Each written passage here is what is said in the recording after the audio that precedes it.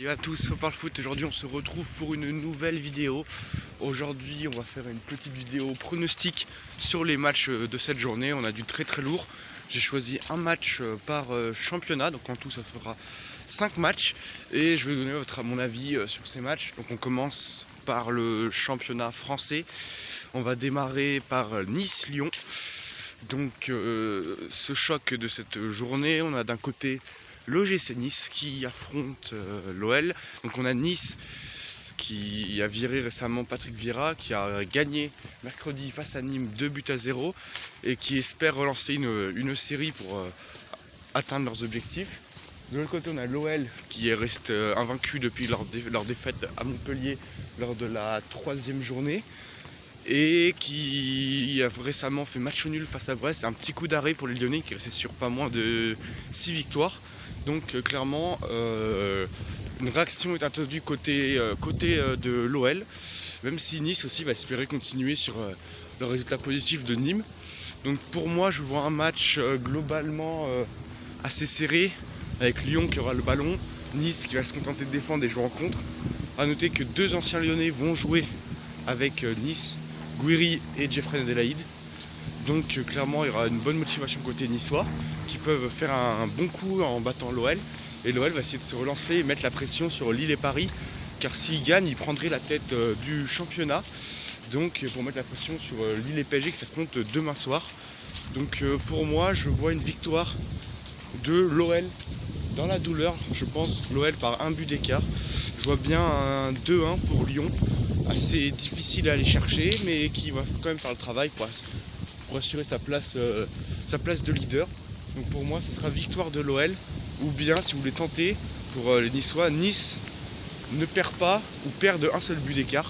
Franchement, ça peut être une belle cote à tenter. Ça peut être sympa. Et pour des buteurs, je verrais bien donc côté niçois, Gouiri ou Jeffrey Adelaide, les anciens Lyonnais qui vont essayer de marquer. On sait que Gouiri est vraiment en forme en ce moment, donc pourquoi pas inscrire un but face à son ancien club. Et côté lyonnais, je vois bien Toko Ekambi ou Memphis Depay inscrire leur petit but aujourd'hui. Voilà, c'était mon pronostic pour ce match OL Nice. Victoire de Lyon par un but d'écart. Côté buteur, côté niçois, Jeffrey Adelaide ou Gouiri. Et côté lyonnais, Toko Ekambi ou Depay. Ensuite, mon deuxième match que j'ai choisi, c'est pour l'Angleterre, donc avec Everton Arsenal, rendez-vous à 18h30. Donc on a d'un côté Everton qui vient de battre Leicester à l'extérieur, vraiment un très bon coup réalisé par les Toffees, alors que Leicester était invaincu à domicile. De l'autre côté, on a Arsenal qui a limité la casse en ne perdant pas contre Southampton après avoir été à 10 contre 11. Donc peut-être le début d'un renouveau pour Arsenal, même si le jeu n'est pas flamboyant. Pour moi, malheureusement, ce match nul face à Southampton, c'est qu'un coup d'éclat. Je vois un match nul ou une victoire d'Everton. Côté à 1,40 pour moi, Everton va faire le travail à domicile contre Arsenal pour se relancer. Et je vois pas Arsenal encore privé d'un nouveau défenseur, privé de Xhaka, privé de Thomas Partey après leur carton rouge et la blessure de Partey. Donc clairement je vois Everton ne pas perdre face à Arsenal. Ils n'ont pas perdu contre Chelsea, ils n'ont pas perdu contre Liverpool, donc je ne les vois pas perdre contre Arsenal aujourd'hui. Plutôt 1,50, c'est plutôt bien coté globalement pour Everton, donc pourquoi pas les jouer. Et si on veut miser un buteur, on l'a vu, Walcott qui n'avait plus marqué de cette année avec Southampton qui marque contre son ancien club, pourquoi pas rééditer ça avec Iwobi qui marque pour Everton face à Arsenal. Ça peut être la bonne cote à jouer, je crois qu'elle doit être à 4 ou 5 la cote, donc pourquoi pas la tenter. Et si je donnais un buteur un peu plus probable, Calvert-Lewin ou Richarlison buteur sera mon pronostic buteur pour ce match.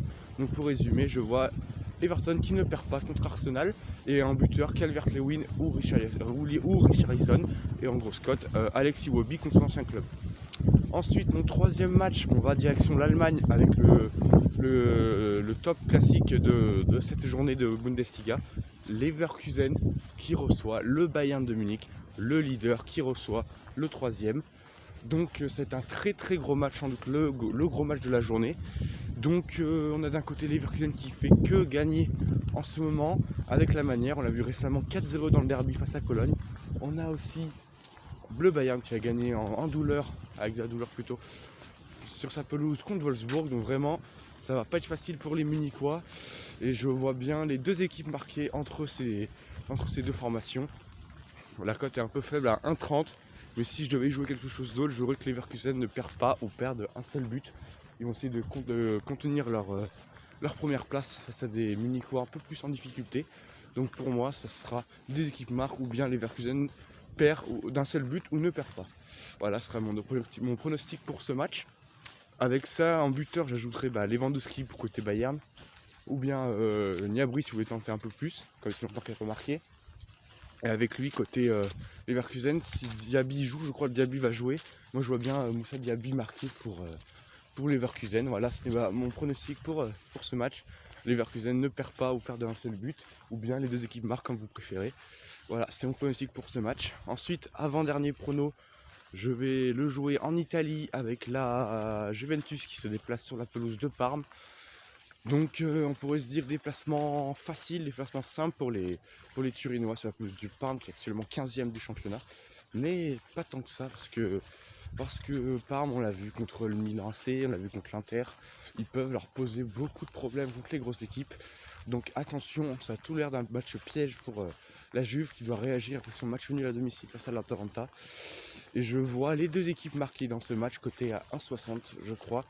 Donc là on sera mon pronostic pour ce match. Je ne vais pas miser sur une victoire ou d'une des deux équipes. Pour moi, ce sera les deux équipes vont marquer.